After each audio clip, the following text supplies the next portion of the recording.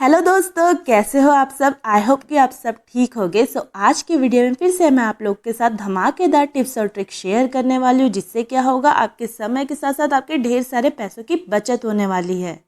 आज की वीडियो को लास्ट तक ज़रूर वॉच करना, क्योंकि ये वीडियो आप लोग के लिए बहुत ही ज़्यादा यूज़फुल साबित हो सकता है। वीडियो को आप बिल्कुल भी स्किप मत करना, क्योंकि अगर आप वीडियो को स्किप कर दोगे तो आपके बिल्कुल भी समझ भी नहीं आएगा कि वीडियो में एक्चुअल में है क्या। साथ ही अगर आपने मेरे चैनल को अभी तक के सब्सक्राइब नहीं किया है तो उसे आप फटाफट से सब्सक्राइब कर लीजिए, क्योंकि मैं इसी तरह के इंटरेस्टिंग किचन टिप्स और ट्रिक्स आप लोग के साथ शेयर करती रहती हूँ। तो चलिए फटाफट से वीडियो स्टार्ट करते हैं। मैं आपको पहली टिप्स में बताने वाली हूँ कि अगर हम एक बार आटा गूंद के फ्रिज में रख दें तो उसे 6 से 8 दिन तक के लिए किस तरह से फ्रेश और मुलायम बना के रखा जा सकता है। तो उसके लिए हम क्या करेंगे, रोटियां बन जाने के बाद हमें बिल्कुल भी आटे को कोई भी कंटेनर में भर के नहीं रखना है, क्योंकि क्या होता है, हमारे आटे में हवा लग जाती है, जिसकी वजह से आटा सख्त हो जाता है और फिर इसके बाद हमें रोटियां बनाने में बहुत ही ज़्यादा मुश्किल जाती है, क्योंकि जो हमारी रोटी होती है ना, वो बहुत ही ज़्यादा कटी पटी सी बनती है। तो हमें बिल्कुल भी आटे को कंटेनर में भर के नहीं रखना है, क्योंकि हम सभी ये सारी गलतियां करते हैं, जिसकी वजह से होता है कि हमारा जो अनाज है ना, वो वक्त से पहले ही खराब हो जाता है। तो हम क्या करेंगे, आटे को बिल्कुल भी कंटेनर में ना रखते हुए रखेंगे इस तरह के ऑयल के पैकेट के अंदर। ऑयल निकालने के बाद होता है क्या, ऑयल के पैकेट के अंदर बहुत सारा ऑयल रह जाता है जो बिल्कुल भी बाहर नहीं आता है। तो हम क्या करेंगे, कुछ इस तरीके से ऑयल के पैकेट के अंदर बचे हुए आटे को डाल देंगे, जिससे क्या होगा, हमारे आटे में बिल्कुल भी हवा नहीं लगेगी। साथ ही ऑयल होने की वजह से वो मुलायम भी बना रहेगा। और ऐसा करने से होगा क्या, आप जब भी फ्रिज में से आटा निकालोगे तो जो आटा है ना, वो सॉफ्ट रहेगा, और जैसे ही आप इसकी रोटियां बनाओगे तो वो बिल्कुल भी आपकी कटी फटी सी नहीं बनेगी। तो कभी अगर आपने ऐसा ट्राई करके नहीं देखा है तो एक बार ट्राई करके ज़रूर देखना। ऐसा करने से होगा कि आपका जो आटा है ना, वो 7 से 8 दिन तक सॉफ्ट रहेगा, फ्रेश रहेगा, और फिर इसके बाद जब भी आप उसे निकालोगे रोटी बनाने के लिए, तो वो जो रोटियां है ना, वो भी बहुत ही ज़्यादा सॉफ्ट और मुलायम बनके तैयार हो जाएगी। तो आप देख सकते हो कि हम ऑयल के पैकेट को किस तरीके से पैक कर रहे हैं, सेम इसी तरीके से आपको भी पैक कर लेना है, जिससे क्या होगा, हमारे बचे हुए आटे में बिल्कुल भी हवा नहीं लगेगी, साथ ही वो सॉफ्ट और फ्रेश भी बना रहेगा। अब हम क्या करेंगे, ऑयल के पैकेट में रबर बैंड को लगा देंगे, जिससे क्या होगा, हमारा जो ऑयल का पैकेट है वो एयर टाइट हो जाएगा। साथ ही इसमें जो आटा है उसमें बिल्कुल भी हवा नहीं लगने वाली। तो मेरी बताई गई ट्रिक को एक बार फॉलो करके ज़रूर देखना। तो चलिए अब बात करते हैं हमारी नेक्स्ट टिप के बारे में। मेरी नेक्स्ट टिप है खलबत्ते को लेकर। हम सभी के घर में 2 से 4 बार खलबत्ते का इस्तेमाल तो होता ही है। हम क्या करते हैं, कई बार इसमें लहसुन कूटते हैं तो कई बार प्याज कूट लेते हैं, जिसकी वजह से होता है क्या, हमारा जो खलबत्ता है वो दिन भर यूज आने की वजह से कई बार गीला हो जाता है। साथ ही प्याज और लहसुन की जो स्मेल है ना, इससे बिल्कुल भी नहीं जाती। तो इसके लिए आज मैं आप लोग के साथ एक ऐसी ट्रिक शेयर करने वाली, जिससे क्या होगा, हमारे खलबत्ते से बिल्कुल भी प्याज और लहसुन की स्मेल नहीं आने वाली। साथ ही आप जब भी चाहो इसमें इलायची या फिर आप चाहो तो इसमें कोई भी ड्राई फ्रूट को भी कूट के तैयार कर सकते हो। क्योंकि क्या होता है, हमें जब भी मीठा वगैरह बनाना रहता है तो हमें इलायची या फिर ड्राई फ्रूट का पाउडर वगैरह बनाना पड़ता है। तो हम सोचते हैं कि हमारा काम जल्दी में हो जाए करके हम इस्तेमाल में लाते हैं खलबत्ते को। लेकिन होता क्या है, हमारे जो ड्राई फ्रूट्स या फिर हमारी इलायची होती है ना, उसमें से लहसुन और प्याज की स्मेल आने लगती है, जिसकी वजह से हम बहुत ही ज़्यादा परेशान होते हैं। तो खलबत्ते से अगर आपके भी बहुत ही ज़्यादा प्याज और लहसुन की स्मेल आती है तो हमें कुछ नहीं करना है, बस इस तरीके से न्यूज़पेपर को डाल के रख देना है, जिससे क्या होगा, न्यूज़पेपर खलबत्ते से आने वाली सारी स्मेल को सोख कर लेंगे। तो हम क्या करेंगे, कुछ इस तरीके से न्यूज़पेपर का इस्तेमाल करके अपने खलबत्ते को कवर करके रख देंगे। क्योंकि क्या होता है, न्यूज़पेपर में पाया जाता है आइसोब्यूटाइल पेंटेन, जिसकी वजह से होता क्या है, न्यूज़पेपर सारी स्मेल को बड़े ही अच्छी तरीके से सोख करने का पावर रखता है। तो हमें क्या करना है, कुछ इसी तरीके से न्यूज़पेपर का इस्तेमाल कर लेना है, जिसका इस्तेमाल करने से हमारे खलबत्ते से बिल्कुल भी स्मेल वगैरह नहीं आने वाली। तो हमें क्या करना है, रात के वक्त कुछ इस तरीके से न्यूज़पेपर का इस्तेमाल करके अपने खलबत्ते को कवर करके रख देना है। और उसके बाद आप जब भी इसका इस्तेमाल सुबह करोगे तो इससे बिल्कुल भी बदबू वगैरह नहीं आने वाली। तो अगर आपको मेरी ये ट्रिक अच्छी लगी तो एक लाइक और शेयर ज़रूर करना। इसके साथ ही आप मेरा वीडियो कौन से गांव, कौन से शहर और कौन से स्टेट से वॉच कर रहे हो, मुझे कमेंट सेक्शन में कमेंट करके ज़रूर बताना, ताकि मैं आपका थैंक्स कर सकूँ। तो चलिए अब बात करते हैं हमारी नेक्स्ट टिप के बारे में।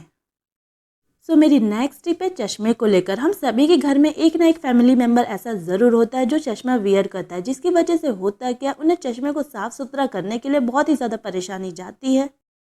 क्योंकि होता क्या, हम चश्मे को कितना ही साफ़ कर ले, लेकिन इसमें से पानी के धब्बे जो है वो दिखाई देते हैं। कई बार क्या होता है, हम इसका लिक्विड नहीं खरीदते, जिसकी वजह से होता क्या है, हम अपने चश्मे को पानी के छींटे मार के साफ़ करते हैं। लेकिन कई बार क्या होता है, जो पानी होता है उसमें हार्डनेस होने की वजह से हमारे चश्मे में दाग धब्बे लग जाते हैं।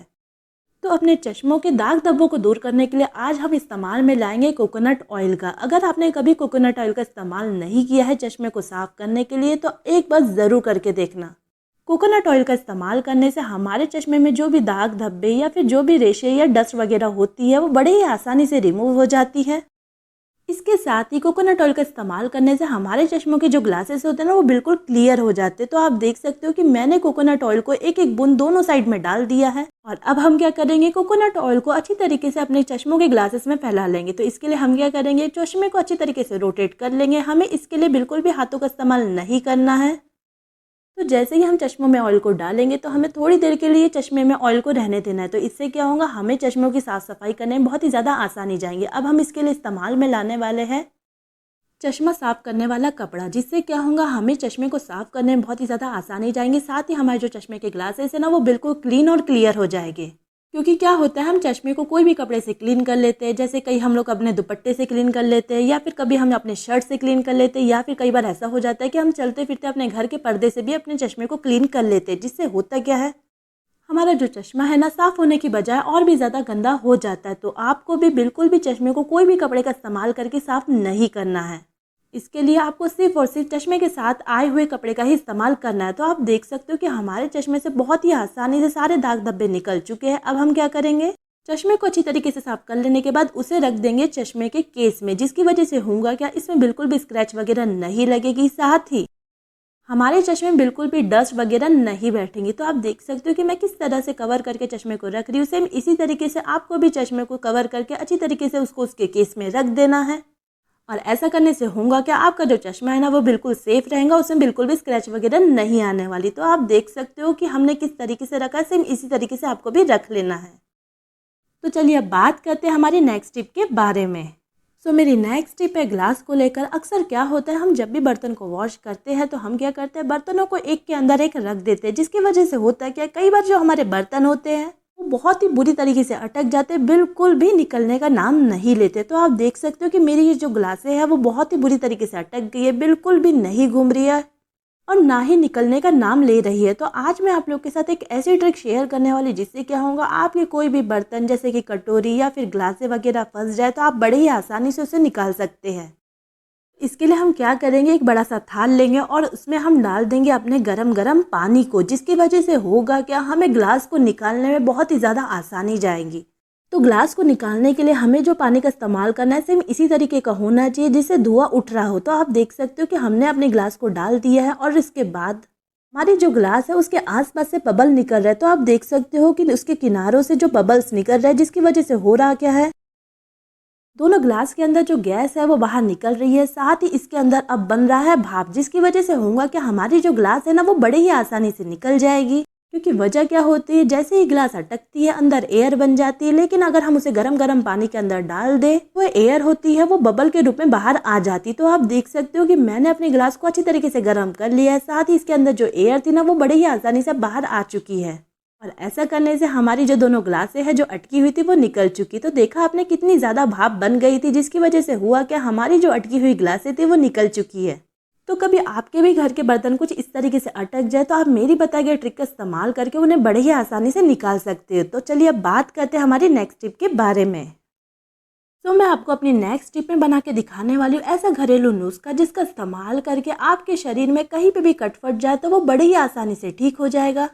क्योंकि क्या होता है, हमारी बॉडी में कहीं पे भी कोई भी स्किन फट जाती है, जैसे कि हमारे हाथों में या फिर हमारे पैरों में या फिर हमारी एड़ियों में, तो हम क्या करते हैं, महंगे महंगे केमिकल और पेस्ट वगैरह खरीद के ला लेते हैं मार्केट से, जिसकी वजह से होता है कि हमारे काफ़ी सारे पैसे वेस्ट हो जाते हैं। लेकिन अगर हम चाहें तो कुछ घरेलू नुस्खे का इस्तेमाल करके भी हम अपनी स्किन को रिपेयर कर सकते हैं। तो इसके लिए हम क्या करेंगे, आधा चम्मच हल्दी पाउडर ले लेंगे और उसमें डाल देंगे 6 से 7 बूंद नारियल का तेल, जिसका इस्तेमाल करने से होगा क्या, आपके शरीर में या फिर हाथों में पैरों में कहीं पे भी कुछ कट फट जाए तो आपको कोई भी महंगे महंगे पेस्ट लगाने की ज़रूरत नहीं है। बस इसी तरीके से घरेलू नुस्खे को बना लेना है और उसे लगा लेना है अपनी स्किन पे कुछ इस तरीके से।